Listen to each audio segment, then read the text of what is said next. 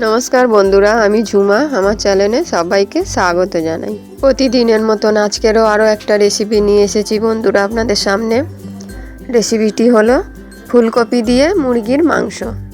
ফুলকপি দিয়ে মুরগির মাংস আমি কিভাবে বানাচ্ছি আপনাদেরকে দেখাচ্ছি। রেসিপিটি আপনারা অবশ্যই দেখবেন, আর দেখে যদি ভালো লাগে একটা লাইক, শেয়ার, কমেন্ট করতে ভুলবেন না। আমি কড়াই বসিয়েছি, কড়াতে পরিমাণ মতন জল দেবো, বেশ কিছুটা জল দেবো আমি। জলের মধ্যে আমি 1 চামচ নুন দিয়েছি আর অল্প একটু হলুদ দিয়েছি। জলটা যখন গরম হয়ে যাবে তখন ফুলকপিগুলো আমি সেদ্ধ করব না, জাস্ট ভাপিয়ে নেব। নুন আর হলুদ দিয়ে কপিটা ভাপিয়ে নিলাম, তুলে নেব আমি।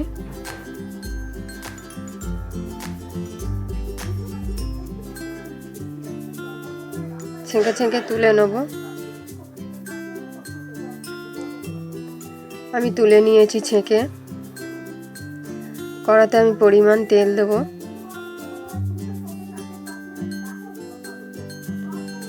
দুটো তেজপাতা আর গরম মশলার ফোড়ন দিয়েছি, 2টো এলাচ, 2 টুকরো দারচিনি আর 2-3টে লবঙ্গ দিয়েছি।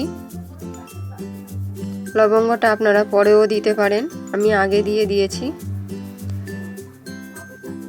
এই ফুলকপিগুলো আমি ভেজে তুলে নেব।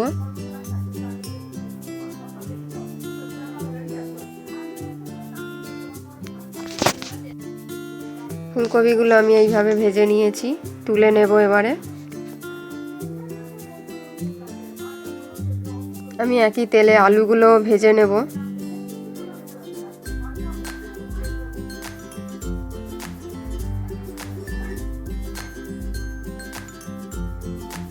কিছুক্ষণ আমি নাড়াচাড়া করব। কড়াটা খুব বেশি গরম হয়ে গেছে। অল্প একটু হলুদ দেবো কালারের জন্য, নুন দেব, দিয়ে ভালো করে নাড়াচাড়া করে আলুটাকে ভাজা করে নেব।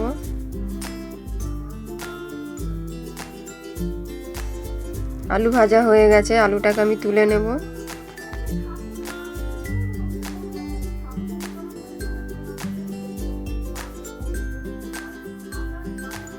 আরও আমি কিছুটা তেল দেব, আপনারা আপনাদের পরিমাণ মতন দেবেন। আমি আমার পরিমাণ মতন তেল দিয়েছি।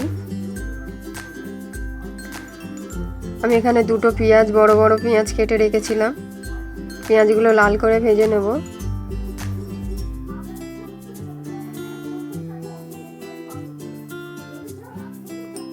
এখানে পেঁয়াজগুলো কিন্তু খুবই বড় বড় ছিল।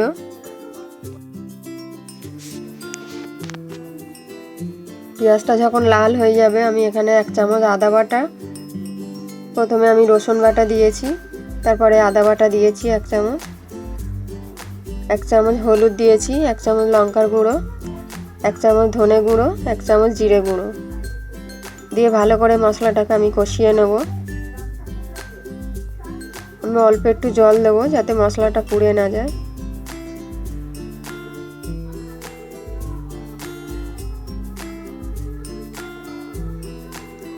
মশলাটা কিন্তু খুব ভালো করে কষাতে হবে। আমি এখানে একটু লাল হওয়ার জন্য কাশ্মীরি লঙ্কার গুঁড়ো দিয়েছি 1/2 চামচের মতন,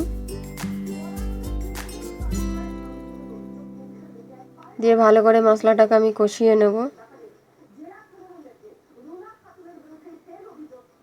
মশলার গা দিয়ে তেল ছেড়ে দিয়েছে, আমি টমেটোটা দিয়ে দিয়েছি। টমেটোটাও দেওয়ার পর ভালো করে আমি কষাবো।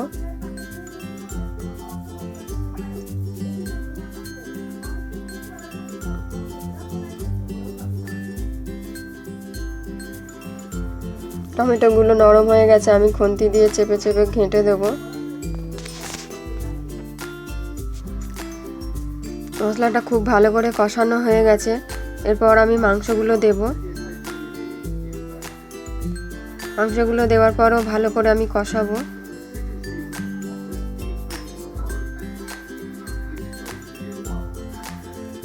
আমি নুন দেব পরিমাণ মতন। নুন দেওয়ার পর ভালো করে আমি কষাবো আরও।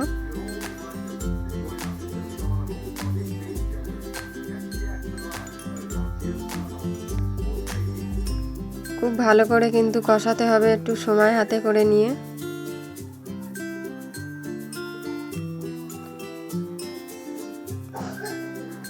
আমি কিছুক্ষণ ঢেকে দেব।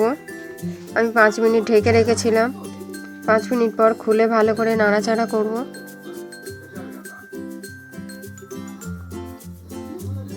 খুব ভালো করে নেড়ে চেড়ে দেবো।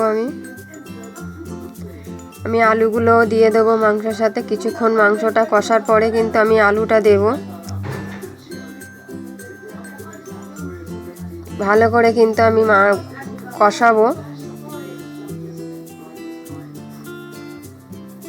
আমি অল্প পরিমাণ জল দিয়েছি যাতে তলাতে না লেগে যেতে পারে।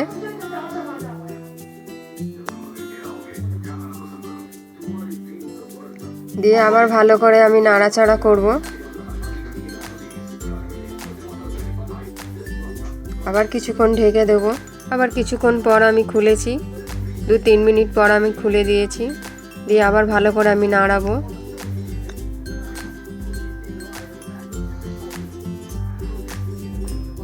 আলু মাংস কিন্তু খুব ভালো করে কষাতে হবে। আলু আমি হালকা করেই ভেজেছিলাম, যেহেতু আলুটাও শক্ত আছে মাংসর সাথে। যখন আলু আর মাংস যখন সেদ্ধ হয়ে যাবে, অল্প বাকি থাকবে, তখনই কিন্তু ফুলকপিটা দেব আমি। ফুলকপি যদি আগে দেওয়া হয় ফুলকপিটা তাহলে গলে যাবে। অল্প নাড়াচাড়া করে অল্প জল দিয়েছি। দিয়ে আবার ভালো করে নাড়াচাড়া করে নেব।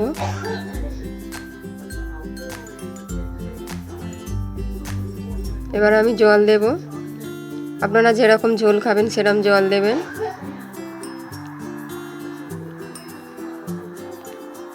আমি এবারে ভালো করে ফোটাবো, ঢেকে দিয়েছি। আমি ঢাকনি খুলে দিয়েছি, দেখুন ভালো করে ফুটছে কিন্তু। আলু মাংস আমার সব সেদ্ধ হয়ে গেছে। সব শেষে আমি গরম মশলা দেব।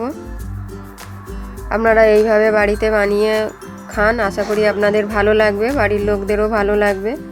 আর এই রেসিপিটি দেখার জন্য অনেক অনেক ধন্যবাদ। আর দেখে যদি ভালো লাগে বন্ধুরা একটা লাইক শেয়ার কমেন্ট করতে ভুলবেন না।